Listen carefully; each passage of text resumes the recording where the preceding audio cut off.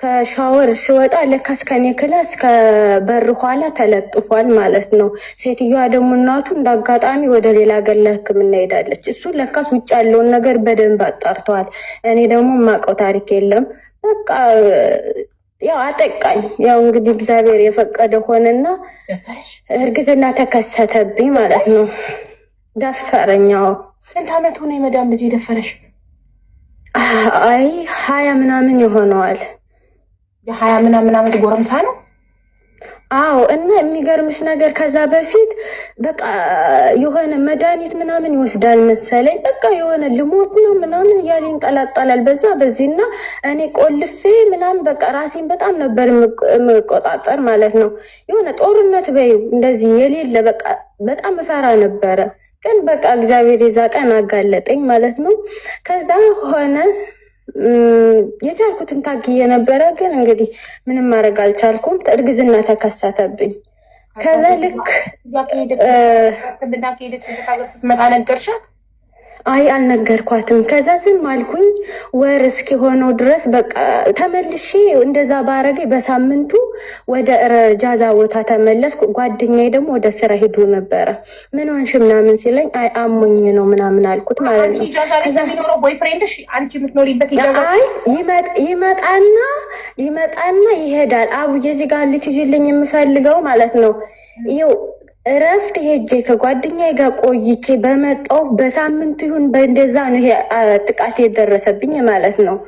እንግዲህ ይሄን ነገር እንዳትረሺ ማለት ነው። ከዛ ቆይ ማሪ ኢጃዛ ሄደሽ በተመለሽ ሳምንት ነው የተጣረው የሴትዮሽ ልጅ የደፈረሽ? አዎ እንደዛ ነው። በትክክል ቀኑን ይሄ ነው ብዬ የማስታውሰው ነገር የለም። እንደ አዲስ ለስራ እነሱ ጋር በተመለሽ በሳምንት እንደዛ ከተመለስኩ ሳይሆን እየሰራው እረፍት ሄድኩኝ። እረፍት ሄደሽ በመጣሽ ኢጃዛ በተመለሽ በሳምንት ደፈረሽ። ከዛ በተደፈርሽ ሳምንት ደግሞ ኢጃዛ ወጣሽ። ስለዚህ ኢጃዛሽ በ15 ቀን ነው ማለት ነው። አይ በቃ አይምሮዬ ስለተጨናነቀና በጣም ስለተረበሽኩ ነው ለማረፍ የፈለኩት የወጣሁት ጊዜ ነበረ። አረ በ3 ወር ምናምን ነው የምወጣ። በ3 ወር በ4 ወር እኔ ኢጃዛ ብዙም አይመቸኝም። እንደዚህ እንደዛ ነው ኢጃዛችሁ መሰለኝ። በ2 ወር ምናምን ነው እዚህ ካታር፣ ዱባይ፣ ሌላ አረብ ሀገራት የጠፉ ልጆች በሳምንትና በ15 ቀን ነው። እንደወረዘመ ከተባለ በ15 ቀን ነው ወይ በሳምንት ነው ኢጃዛ የሚወጡት። ሳውዲ ግን በ2 ወር በወር ምናምን ነው ኢጃዛ የምትወጡት አይደል? እንደዛ ነው። እኔ ግን ያው በወር ይፈቀዳል። ግን እኔ ብዙም የምወጣበት ስለሌለኝ ይሄ ጓደኛዬ ከመጣ ምናምን ከገጠር እየሰራኩ ነው እኔ መጥቻለሁ ምናምን ሲለኝ ነው የሚሄደው ማለት ነው እንጂ ዝም ብዬ ለማንኛውም ነገር አልወጣም። ከዛ ስለዚህ በ15 ቀኑ የዛኔ ስለተረበሽ ሙድሽን ለማስተካከል ኢጃዛ ቤት ሄድሽ?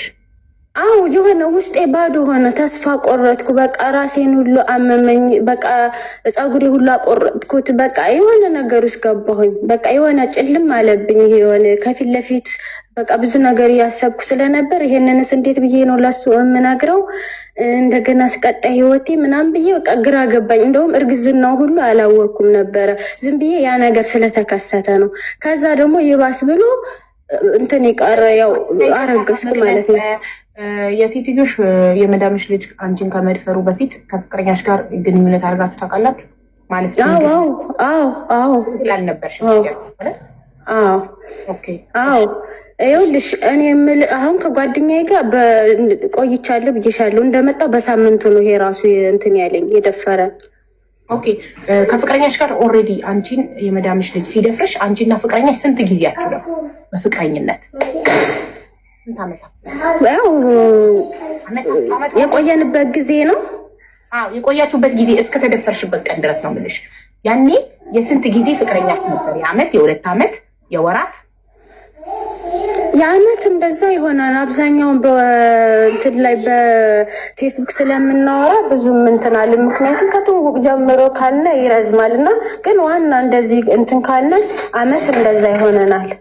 አመት ከተዋወቃችሁ በፍቅረኝነት አብራችሁ አመት ሆኗችሁ ነው አንቺ ይሄ ነገር የተፈጸመብሽ። ቀጥይ አሁን ወደ ኢጃዛ ቤት ተመልሰናል። በተደፈርሽ በሳምንቱ ወደ ኢጃዛ ቤት ተመለሽ። እሺ ምን ገጠመሽ? ከዛ እሱ ምን ሆነሽ ነው ምናምን አለኝ። እንደዚህ አሞኝ ነው ምናምን አልኩት። በቃ ሳምንት ያህል ምናምን እያለቀስኩ እዛ ቆየሁኝ። ከዛ ሳስበው እንዴ አሁን የሆነ ነገር ቢከሰት በዚሁ እንደገና ደግሞ ብርም አልተቀበልኩም ነበረ። በቃ መመለስ አለብኝ ወደ ስራ አልኩና ተመልሼ በቃ ተቀየርኩባቸው ለነሱም። እሱ ጭራሽ አይኔ ማየት ፈራ ማለት ነው። በቃ እኔ በዚህ ከሰማይ በዛይ ነው የሚሸሸው። እህቶቹ ጋር በጣም ነው የምግባባው። ከዛ ልክ ወሩን ጠብቄ እንትን ስል ቀረ እንትኔ እርግዝና አወኩኝ።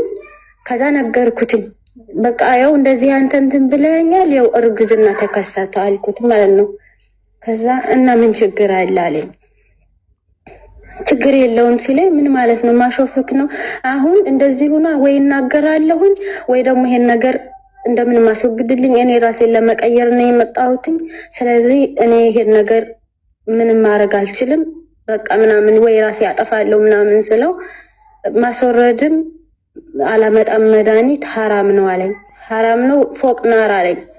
ከላይ እሳት አለ ምናምን አለኝ። ከዛ አውቃለሁ ግን በቃ ምንም አልፈልግም ካንተ ይሄ አልፈልግም ሊያደርግልኝ ምናምን ስለው ኦኬ ምናምን ሂጂ ወደ እረፍት አለኝ። እሺ ብዬ ወጣሁኝ። መድኃኒት ሊያመጣልኝ ምናምን ማለት ነው።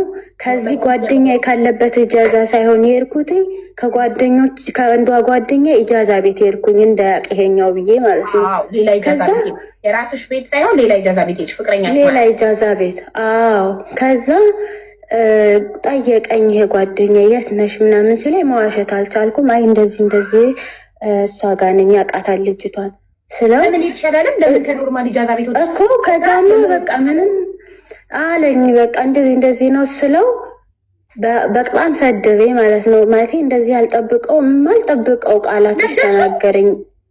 ኖ ደፍሮኝ ምናምን ሳይሆን የሆነ ፕሮግራም እንዳላትኝ ምናምን አድርጌ ነው የነገርኩት። ግን እሱ በሌላ